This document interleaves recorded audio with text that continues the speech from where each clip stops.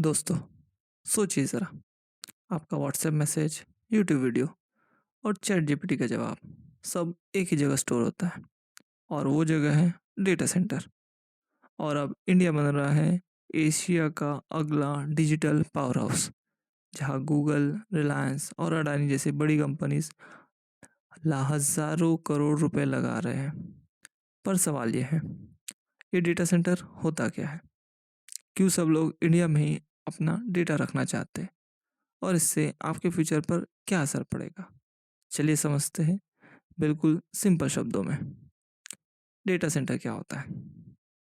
Data centre एक ऐसी जगह होती है जहाँ हजारों पावरफुल कंप्यूटर मशीन्स लगाई जाती है, जिन्हें हम सर्वर्स कहते हैं। ये सर्वर्स मिलकर डेटा स्टोर करते हैं, प्रोसेस करते हैं और इंटरनेट पर चलने वाली हर सर्विस को सपोर्ट देते हैं। चाहे वो यूट्यूब हो, व्हाट्सएप हो या चैट जीपीटी जैसा एआई टूल। इनको चलाने के लिए चाहिए होती है बहुत सारी बिजली, ठंडा रखने के लिए कूलिंग सिस्टम और तेज इंटरनेट कनेक्शन और सिक्योरिटी, ताकि डेटा सेफ रहे। आखिर इंडिया में ही डेटा सेंटर का बूम क्यों आ रहा है? सबसे पहला रीज़न, एआई और क्लाउड का ज़माना।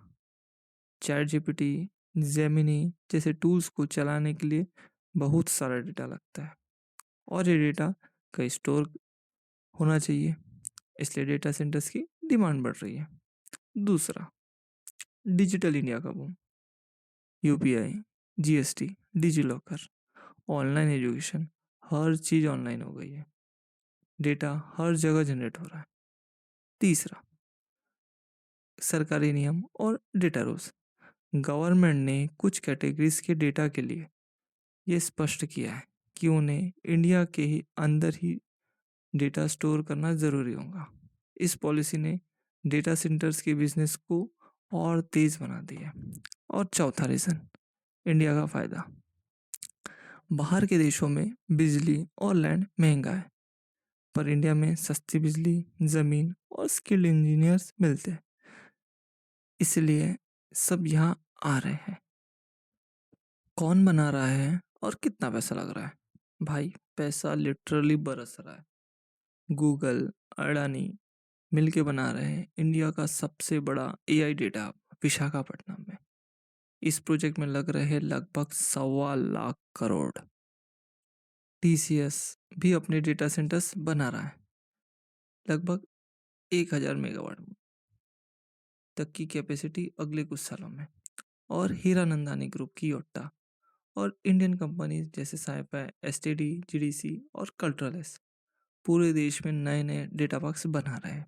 अब सोचिए आप, 2019 में इंडिया की कैपेसिटी सिर्फ थी 350 मेगावाट, 2024 में बढ़कर हो गई है 1000 मेगावाट और 2030 तक के ये बढ़कर हो सकती है 9000 मेगावाट। मतलब 10 साल में 25 गुना ग्रोथ भाई।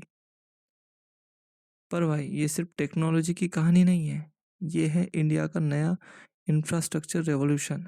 जैसे पहले हाईवेज और एयरपोर्ट्स बन रहे थे, अब बन रहे हैं डिजिटल हाईवेज। लेकिन मुश्किलें भी है। हर ग्रोथ के साथ कुछ दिक्कतें भी आती हैं। सबसे पहला, बिजली की खपत। एक बड़ा डेटा सेंटर एक छोटे शहर जितनी इलेक्ट्रिसिटी खा जाता है। एक्सपर्ट्स कहते हैं कि 2030 तक डेटा सेंटर देश के टोटल बिजली का 3%, 2 से 3% तक यूज़ करेंगे। दूसरा, पानी का इस्तेमाल। कूलिंग के लिए बहुत पानी चाहिए होता है और कोस्टल सिटीज़ में ये बड़ा चैलेंज बन सकता है। तीसरा, परमिशंस। हर स्टेट के अपने रूल्स होते हैं, लैंड, इन्वायरमेंट और पावर अप्रूवल्स में डिले होता है। और सबसे बड़ा, ट्रेंड लोगों की कमी। डेटा सेंटर्स चलाने के लिए स्किल्ड इंजीनियर्स और टेक्नीशियंस की ज़रूरत होती है, जो अभी इंडिया में लिमिटेड है। अगर हम दुनिया देखें तो यूएस, चाइना और सिंगापुर अभी आगे हैं, लेकिन ग्रोथ की स्पीड में इंडिया सबसे तेज भाग रहा है। आज दुनिया में जितने नए डेटा सेंटर्स बन रहे हैं, उनमें से हर 5 में से एक एशिया में बन रहा है और उनमें से सबसे ज़्यादा इंडिया में बन रहा है।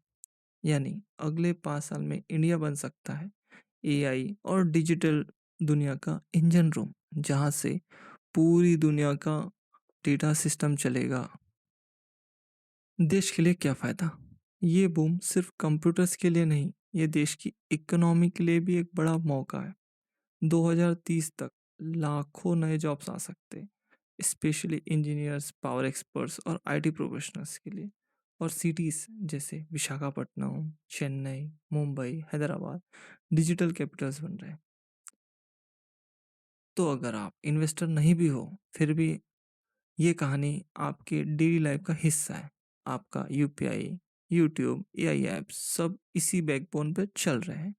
और अगर आप इन्वेस्टर हो तो समझ लीजिए, ये एक क्लियर सिग्नल है कि इंडिया का डिजिटल ग्रोथ अभी शुरू हुआ है।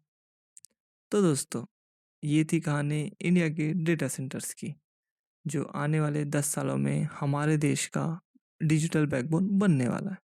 आपको क्या लगता है? क्या इंडिया दुनिया का अगला एआई डेटा कैपिटल बन सकता है? कमेंट्स में ज़रूर बताएं। मैं हूं आकाश और आप देख रहे थे अर्थ समाचार, जहां हम हर फाइनेंशियल न्यूज़ को समझते हैं सिंपल शब्दों में स्मार्ट एनालिसिस के साथ। मिलते हैं नेक्स्ट वीडियो में, तब तक हमारे वीडियोस जरूर देखिए। वीडियो पसंद आए तो लाइक करिए, शेयर करिए और चैनल को सब्सक्राइब करना ना भूलिए। Thank you.